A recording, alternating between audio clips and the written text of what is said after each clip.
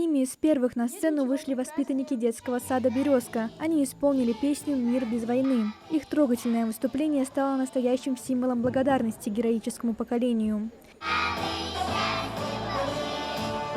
Они же подготовили танцевальные попурри. Патриотическую ноту поддержал детский хор Дворца культуры «Песни и прощания славянки». Их исполнение не оставило никого из зрителей равнодушным.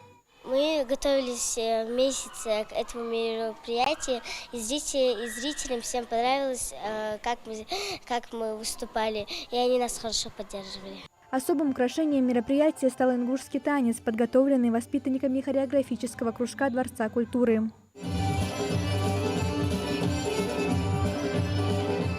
Программа концерта получилась насыщенной. Со сцены звучали хорошо знакомые песни военных лет, посвященные подвигу солдат. Каждый номер был встречен аплодисментами.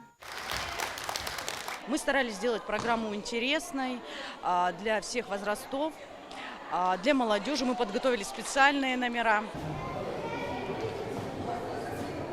Помимо концерта здесь проходит и мастер-класс по войлочному искусству. Гости могут не только насладиться выступлениями, но и познакомиться с традиционным ремеслом.